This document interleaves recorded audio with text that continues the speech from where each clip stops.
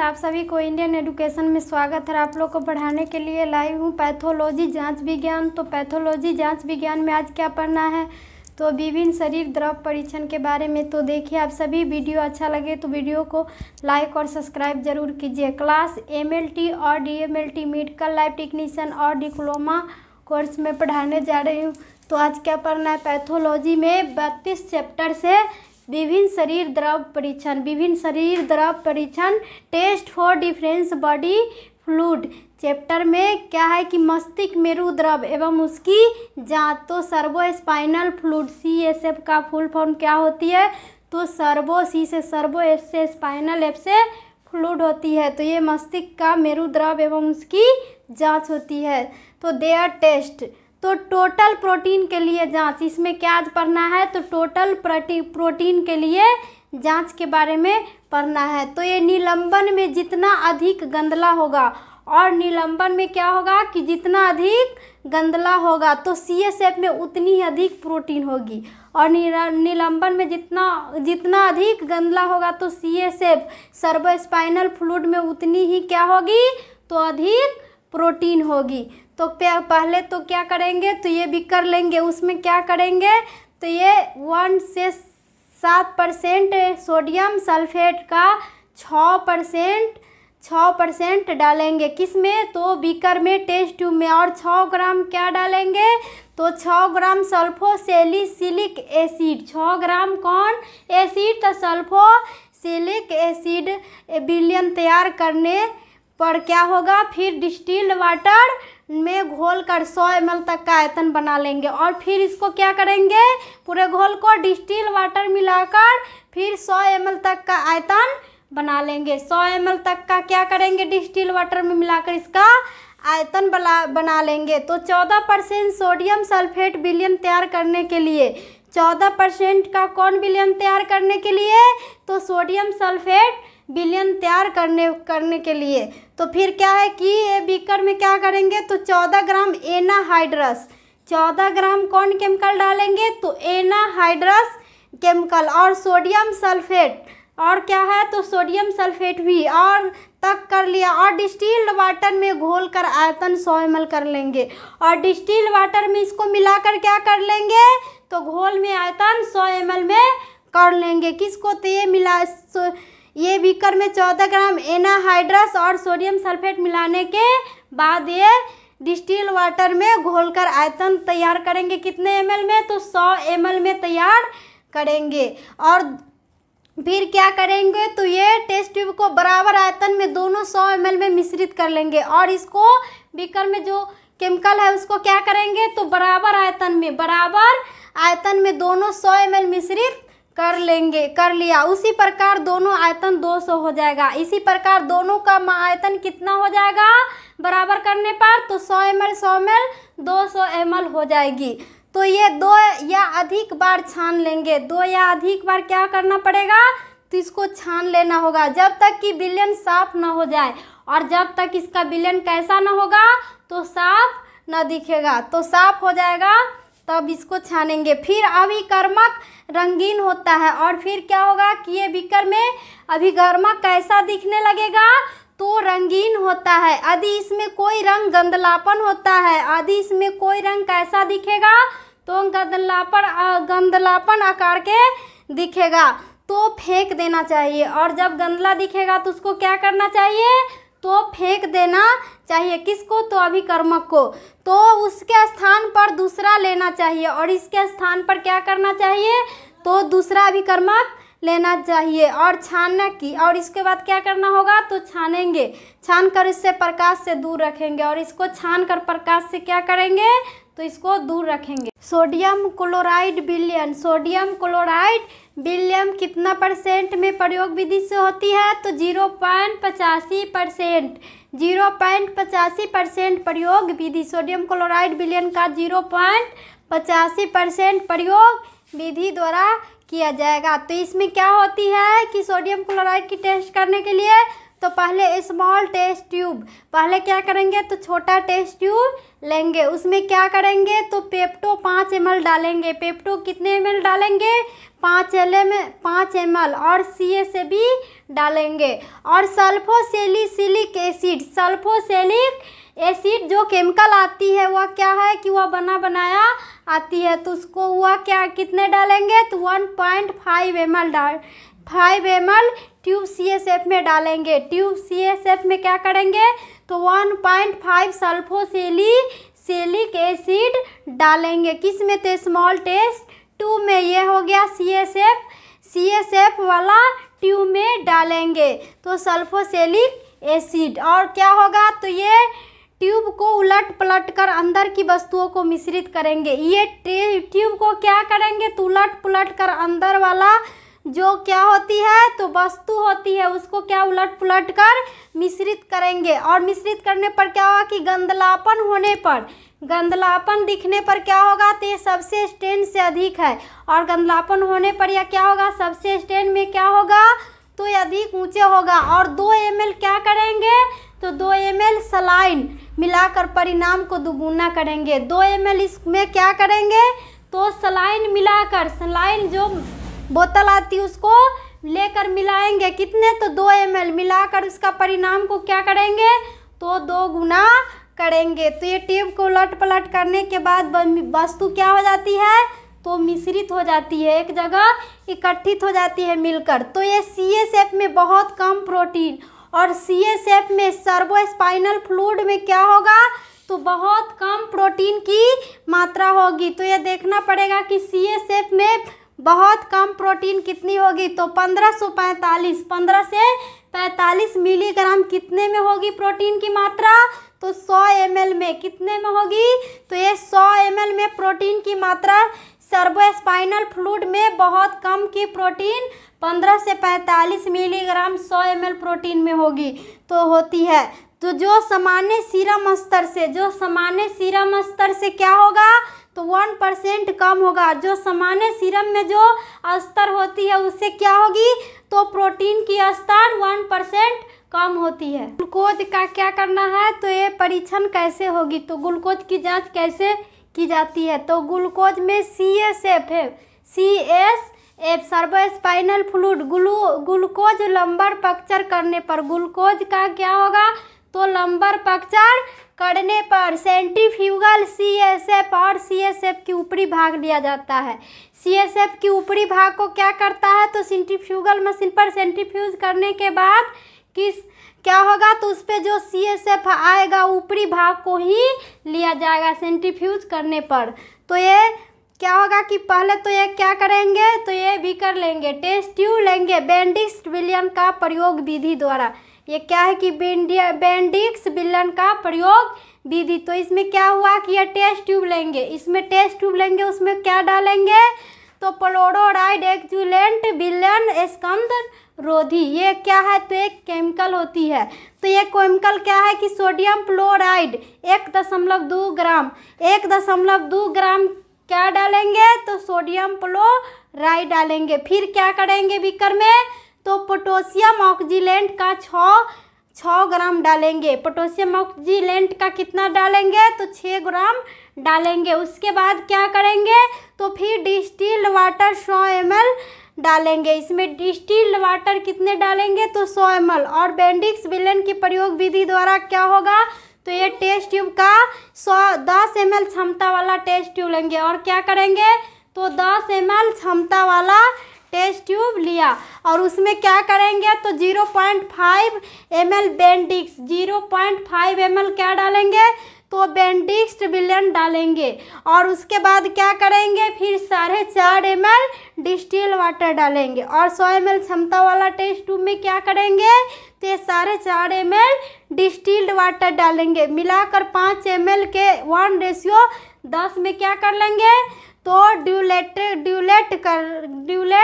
करके डाला और ड्यूलेट करके क्या करेंगे तो डालेंगे तो लो पर रखकर। और इसको क्या करेंगे इस बीकर को लो पर रखकर CSF को 2 मिनट तक उबाला और लो पॉइंट पर रखकर क्या करेंगे तो CF सर्वो स्पाइनल फ्लूइड को क्या करेंगे, तो 2 मिनट तक फिर इसको उबालेंगे। उबालने के बाद क्या करेंगे, तो ये उबालेंगे, फिर मुख दूसरी ओर करने के बाद ये टेस्ट ट्यूब को क्या करेंगे, तो मुख को दूसरी ओर कर देंगे और इसको क्या करेंगे, तो मुख दूसरी ओर करके इसको उबालेंगे और 5 मिनट के जल कुंड में उबालते हुए रखेंगे। ये जल कुंड में क्या करेंगे बीकर को, तो 5 मिनट के लिए जल कुंड में उबालेंगे इस बीकर को।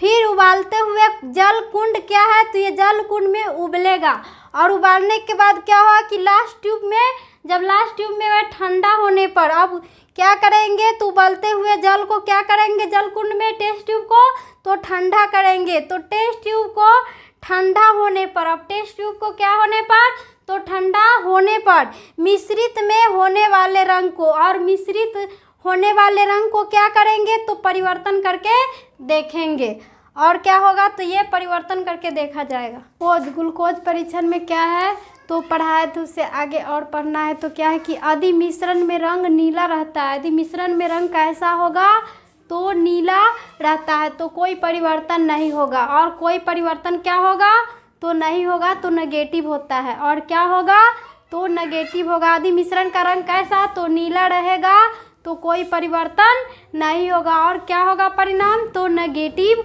होगा। CSF में ग्लूकोज नहीं है और CSF सर्वो स्पाइनल फ्लूइड में क्या होगा, तो ग्लूकोज नहीं होगा। इससे क्या होगा, तो मेनिंजाइटिस होने का ही संकेत मिलेगा। और CSF में जो ग्लूकोज नहीं होगा तो किससे पीड़ित होगा, तो इससे मेनिंजाइटिस होने का संकेत होगा। तो ये पॉजिटिव होने पर CSF servo spinal fluid glucose के विद्यमान होने पर क्या होगा कि सर्वो स्पाइनल फ्लूइड ग्लूकोज के विद्यमान होने पर मिश्रण में अपक्षेप बनेगा। और मिश्रण में क्या बनेगा, तो अपक्षेप बनेगा। तो अपक्षेप का रंग हरा सा पीलापन लिए हुए हरा नारंगी और ईंट की भली भांति कैसी कलर, तो लाल रंग का होगा। तो अपक्षेप का रंग कैसा होगा, तो हरा सा पीला सा और पीलापन। और क्या होगा, तो हरा नारंगी और ईंट के भांति भी लाल रंग का होगा। तो पॉजिटिव परिणामों को निम्न प्रकार से श्रेणीबद्ध किया जाएगा। और जब पॉजिटिव होगा तो परिणाम कैसे लिखा जाएगा, तो ये श्रेणी क्रम में लिखा जाएगा। तो ये पॉजिटिव का परिणाम निम्न प्रकार से होगा। तो पहला में क्या है कि अपक्षेप हरे से पीले रंग का, अपक्षेप का रंग कैसे, तो हरे और पीले रंग का, तो क्या होगा, तो 1 पॉजिटिव होगा। और अपक्षेप पीलापन लिए हुए हरे रंग का, अपक्षेप का रंग कैसा, तो पीलापन लिए हुए हरे रंग का होगा, तो 2 पॉजिटिव होगा। और अपक्षेप नारंगी रंग का होने पर, अपक्षेप का रंग कैसा होने पर, तो नारंगी हो जाने पर, तो हो जाने पर कितने प्लस होंगे, तो 3 प्लस होंगे। और चौथा में क्या है कि अपक्षेप ईंट की भांति लाल होगा। और अपक्षेप का रंग कैसा दिखाई देगा, तो ईंट के आकार में भली भांति लाल आकार का दिखाई देगा। तो कितने पॉजिटिव होगा, तो 4 अपक्षेप का परिणाम कितने बनेगा, तो 4 पॉजिटिव बनेगा। तो ये CSF में ग्लूकोज का मिलना, CSF सर्वो स्पाइनल फ्लूइड में ग्लूकोज का मिलना क्या होगा, तो ये सामान्य अवस्था होती है। सर्वो स्पाइनल फ्लूइड में ग्लूकोज का मिलना क्या होगा, तो ये सामान्य अवस्था में होगा। और CSF में ग्लूकोज का अभाव होना, और सर्वो स्पाइनल फ्लूइड में किसका अभाव होना, तो ग्लूकोज का अभाव होना क्या होगा, तो ये असामान्य अवस्था होती है। और क्या हो जाएगी, तो असामान्य अवस्था होगी, अर्थात मेनिंजाइटिस रोग होने का संकेत मिलेगा। और किसका संकेत मिलेगा, तो मेनिंजाइटिस रोग, जो माथा की बीमारी हो जाती है, तो वो क्या होगा, मेनिंजाइटिस रोग होने का संकेत मिलेगा। किस में, तो CSF में सर्वो स्पाइनल फ्लूइड में ग्लूकोज का अभाव होगा। और सर्वो स्पाइनल फ्लूइड में किसका अभाव हो जाएगा, तो ग्लूकोज का। तो इससे किसका संकेत मिलेगा, तो मेनिंजाइटिस बीमारी का। तो ये CSF में ग्लूकोज का स्तर और सर्वो स्पाइनल फ्लूइड में ग्लूकोज का स्तर कितनी होगी, तो 50 से 75 मिलीग्राम 100 ml में होगा। और CSF में ग्लूकोज का स्तर कितने में होगा, तो 50 से 75 मिलीग्राम, 50 से 75 मिलीग्राम 100 ml में होगा।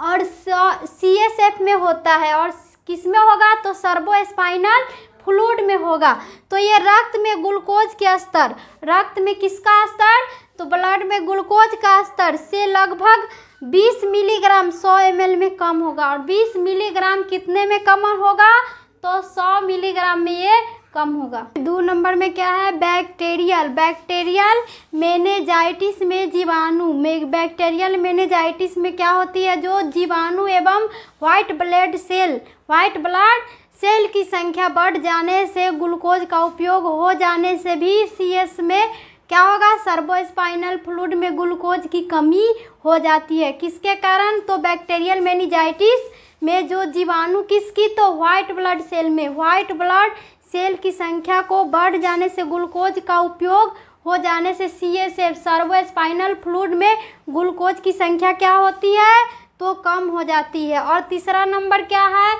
कि मधुमेह डायबिटीज बीमारी, जो मधुमेह तथा ब्रेन ट्यूमर, और मधुमेह और ब्रेन का ट्यूमर बीमारी, जो ब्रेन ट्यूमर में भी सीएसएफ सर्वोस्पाइनल फ्लूइड में ग्लूकोज का स्तर क्या होगा, तो बढ़ जाता है। और सर्वोस्पाइनल का फ्लूइड किस में, तो मधुमेह में और ब्रेन ट्यूमर में भी बढ़ जाता है। तो ये क्या है कि ये हो गया मधुमेह और ब्रेन ट्यूमर का सर्वोस्पाइनल में बढ़ जाना। तो ये सोडियम क्लोराइड, तो ये प्राकृतिक मस्तिष्क मेरुद्रव, प्राकृतिक किस में, तो मस्तिष्क के मेरुद्रव सर्वल स्पाइनल फ्लूइड सीएसएफ में 72 से 75%, 72 से क्या होगा, तो 75% किस में, तो मस्तिष्क मेरुद्रव में, सर्वोस्पाइनल फ्लूइड में जो प्रतिशत की नमक की मात्रा ही रहती है। और कितना मात्रा रहती है सर्वोस्पाइनल फ्लूइड में, मस्तिष्क के मेरुद्रव में, तो 72 से 75% किसकी मात्रा रहती है, तो नमक की मात्रा रहती है। कितनी परसेंट, तो ये 72 से 75% सर्वोस्पाइनल फ्लूइड में। मात्रा का घट जाना भी, मात्रा का घट जाना क्या होगा, तो मस्तिष्क सुषमानावरण शोथ होगा। और मात्रा घट जाएगा किस में, तो ये सर्वोस्पाइनल फ्लूइड में किसकी मात्रा, तो नमक की मात्रा घट जाने से क्या होगा, तो ये घट जाना मस्तिष्क सुषमानावरण शोथ हो जाएगा। और क्या होगा, मस्तिष्क सुषमानावरण शोथ का सूचक होगा किसको, तो नमक की मात्रा को घट जाने से। और जबकि उसका बढ़ना भी इसी बात का द्योतक है, और बढ़ना भी किसका, तो इसी बात का क्या है, मस्तिष्क सुषमानावरण शोथ का ही द्योतक है कि वीरकों की खराबी के कारण, और किसकी खराबी के कारण, तो किडनी की, वीरकों की खराबी के कारण नमक शरीर से पूर्णतः उत्सर्जित न होकर रुकते जाते हैं। और किसके कारण रुकते जाते हैं नमक की मात्रा शरीर में, तो ये किडनी के कारण, वीरकों की खराबी के कारण, और किडनी के खराब हो जाने के कारण ही नमक की शरीर में मात्रा क्या हो जाती है, तो रुकते जाते हैं, और नमक की मात्रा शरीर में रुकते जाते रहते हैं। तो ये फिजिकल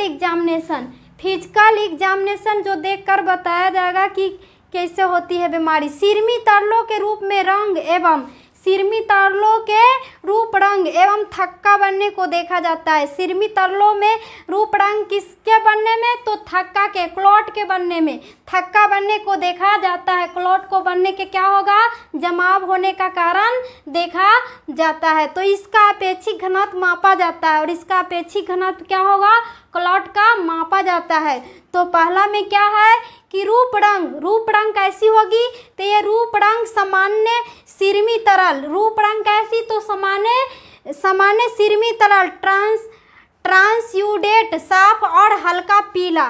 ट्रांसयूडेट क्या है, तो साफ और हल्का पीला या भूसे का रंग का होगा। और इसका रूप रंग कैसा हो जाएगा सिरमी तरल का, तो ये साफ और हल्का पीला या भूसे के रंग के दिखाई देगा। और दूसरा नंबर क्या है कि असामान्य सिरमी धुंधला हो सकता है। असामान्य में सिरमी कैसा दिखेगा, तो धुंधला आकार का दिखेगा, तो धुंधला हो सकता है। जो बैक्टीरियल या वायरल के शोथज प्रतिक्रिया, जो किसके द्वारा, तो बैक्टीरियल और वायरल के द्वारा क्या होगा, तो ये धुंधला करके दिखेगा।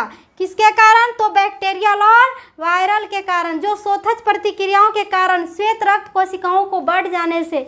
और किसके कारण बढ़ जाने से? तो श्वेत रक्त कोशिकाओं को भी बढ़ जाने से एवं पस कोशिकाओं के पाए जाने से। एवं कौन कोशिका? तो पस कोशिका।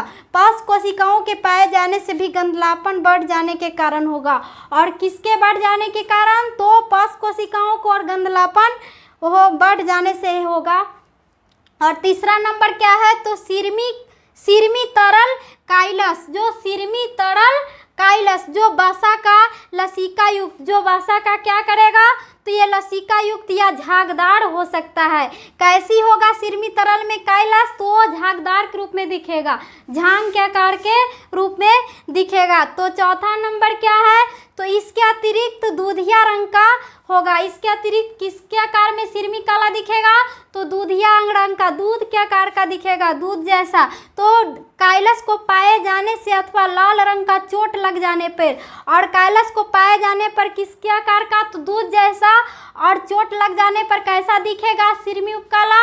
तो लाल रंग का दिखेगा, चोट लग जाने पर लाल रंग का। और काइलस वसा युक्त झाग काइलस को पाए जाने से क्या होगा? तो वे दूधिया रंग का दिखेगा। तो यह हो गया कि चोट लग जाने पर लाल, अथवा किसी अंग को फट जाने के कारण भी हो सकता है। और किसी अंग को फट जाने के कारण भी कैसा सिरमी काला दिखेगा? तो लाल रंग का दिखेगा। तो दूसरा में क्या है कि थक्का बनना। थक्का बनना क्या है?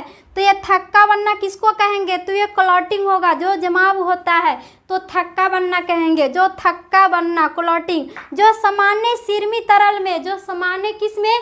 तो सिरमी तरल में थक्का क्लॉट, दो थक्का किसके रूप में? तो क्लॉट नहीं बनता है। क्लॉट क्या होगा? तो नहीं बनता है। तो थक्का बनने से शोथज प्रतिक्रिया होने का, थक्का बनने से किस प्रतिक्रिया का? तो शोथज प्रतिक्रिया होने का संकेत मिलेगा। किसका? तो थक्का शोथज प्रतिक्रिया का संकेत होगा। यदि थक्का बनता है तो देखे कि छोटा है। थक्का बनेगा तो देखना होगा कि छोटा है या बड़ा। तो ये छोटा है, अथवा बड़ा या टुकड़ों में टूटा है। और बड़ा है या टुकड़ों में क्या है? थक्का तो टूटा है। तो वैसा ही पैथोलॉजी का रिपोर्ट करेंगे। वैसे क्या करेंगे? थक्का बना दिखेगा और नहीं दिखेगा तो उसको क्या करेंगे? थक्का बना रहेगा तो वो पैथोलॉजिस्ट के द्वारा वो रिपोर्ट लिखेंगे।